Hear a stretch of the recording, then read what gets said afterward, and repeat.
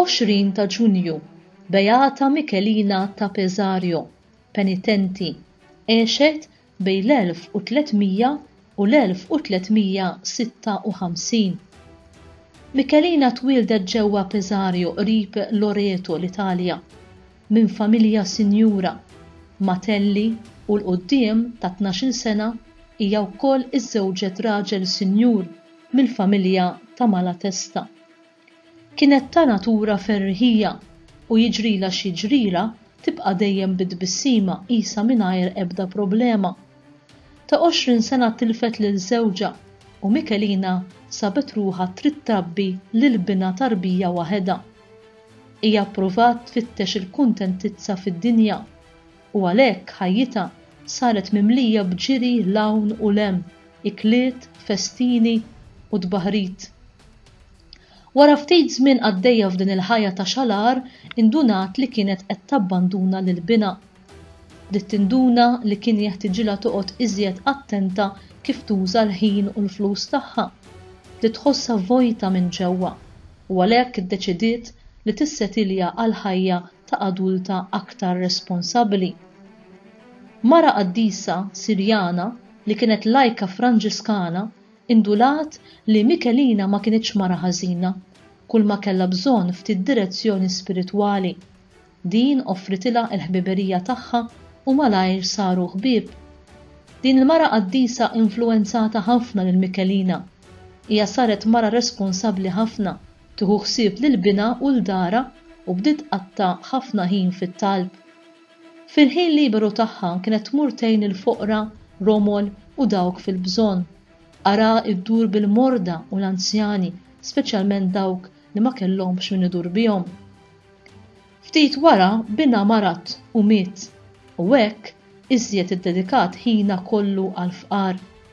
Biż-żmien hija wkoll daħlet lajka Franġiskana għall-ewwel niesa meta bdew jaraw li qed tagħti l-ilbies lussużi li kellha u l-ġojjelli u tiekol ikel sempliċi bdew jinkwetaw. Iżda mbagħad ikkonvinċew ruhom li Michelina kienet saret ruħ qaddisa. Hija baqgħet tgħix f'dara f'Pesario ħajjitha kollha li ġiet fit-tmiema fit-19 ta' Ġunju tas-sena 1356 meta Michelina kellha 56 sena. Ftit qabel mietet marret pellegrinaġġ l-art imqazza u dawk li kienu magħha qalu li fuq il-Kalvarju raw lil Michelina festasi. Wara mewta, in-nies tal-belt bħala rispett għall memorja tagħha iddeċidew li dejjem fid-dar tagħha iħallu xema tixel. Seħħew bosta mirakli fuq qabara. Ġiet iddikjarata beata fis-sena 1737 u fis-sena 1950 id-dar tal-Beata Michelina saret knisja.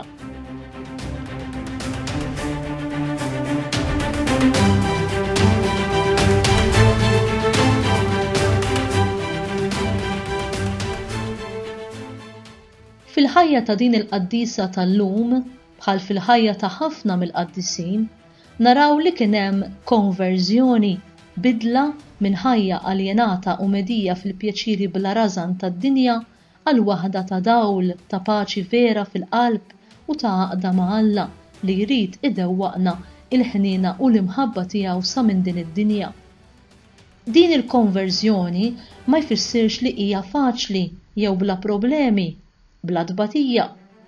Hija mixja li kull nisrani u mistieden li għamel, mixja li nistgħu ngħidu toħdilna ħajjitna kollha.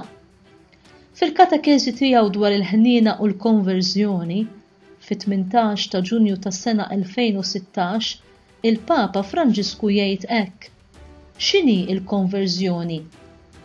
Hi preżenti tul il-Bibja kollha u b'mod partikolari fil-predikazzjoni tal-profeti li kontinwament jistiednu lil poplu jerġa' lura għand il-mulej biex jitolbu maħfra u jibdel l-istil ta' ħajtu. Li nikkonvertu skont il-profeti ifisser li nibdlu d-direzzjoni li nkunu mixjin fiha u nduru għal għand il-mulej bil-konvenzjoni li hu jħobbna u imħabtu idejjem fidila. Nerġgħu nduru għal għand il-mulej. Ġesu għamel mill-konverżjoni l-ewwel kelma tal-predikazzjoni tiegħu: indmu u emmnu fil-bxara tajba. Mark kapitlu 1 vers 15. U b'din it-taħbira li hu jidher quddiem il-poplu, isejjaħlu biex jilqa' l-kelma tiegħu bħala l-aħħar kelma definittiva lil missier il-issen lill-bnedmin. Meta nqabbluh mal-predikazzjoni tal-profeti, Ġesu jinsisti wisq aktar fuq id-dimensjoni interjuri tal-konverżjoni. Fil-fatt, fiha hemm il-persuna sħiħa involuta b'qalba u ruħha kollha biex issir ħolqien ġdid, persuna ġdida, tibdel il-qalb u dak li jkun jiġġedded. Meta Ġesu sejjaħ għall-indiema ma rridx jitem bħala mħallef tal-persuni, imma jagħmel dan billi jibda joqgħod ikun qrib tagħhom, jaqsam fil-qagħda tagħhom ta' bnedmin u allura tat-triq, tad-dar, tal-mejda. Il-ħnina lejn dawn li kellhom bżonn jibdlu ħajjithom deret fil-preżenza tiegħu kollha mħabba biex kulħadd iħossu jagħmel parti mill-istorja tiegħu ta' salvazzjoni. Ġesu kien jipperswadi lin-nies bl-imħabba u b'din l-imġiba tiegħu Ġesu kien imiss il-qiegħnet tal-qalb tal-persuni u huma kienu jħossuhom miġbuda mill-imħabba ta' Alla u ħerqana li jibdlu ħajjithom.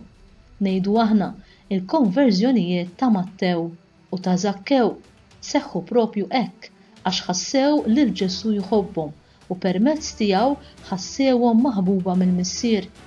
Il-konverżjoni vera sseħħ meta nilqgħu id-don tal-grazzja u sinjal ċar tal-awtentiċità tagħha u li nintebħu bil-ħtiġijiet ta' ħutna u nkunu lesti li nersqu lejhom.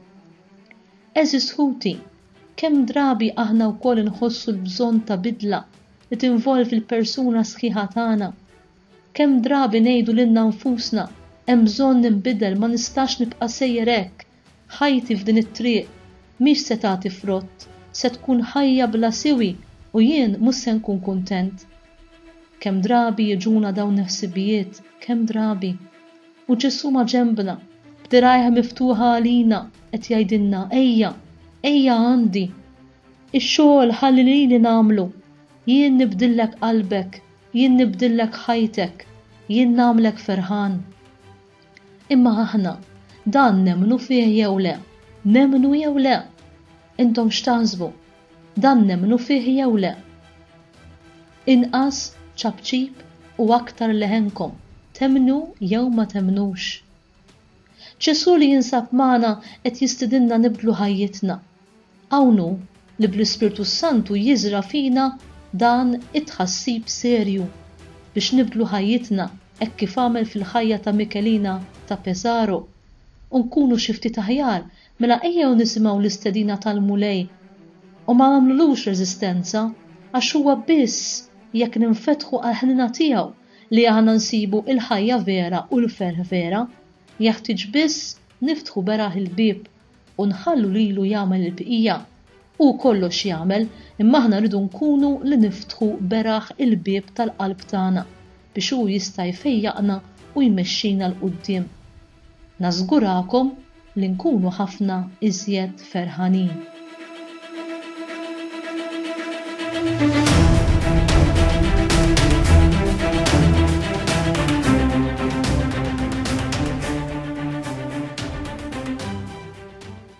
Talba. Mulej Alla, int kon ġenerus fi ħnientek lejn il-Beata Mikelina ta' Pesaro u meta rajt il-bidla għall-aħjar li ddeċidiet li tagħmel f'ħajjitha minn persuna aljenata fl-affarijiet materjali wassalta għall-qdusija li tara fiha. Kun ħanimana wkoll u għatina li nkunu niedma b'mod sinċir għal dnubietna hekk li naslu noġbuk ħalli meta jasal il-waqt inkun nistgħu infaħruk għal ħnina tiegħek għal dejjem. Nitolbuk dan bi Kristu Sidna. Amen.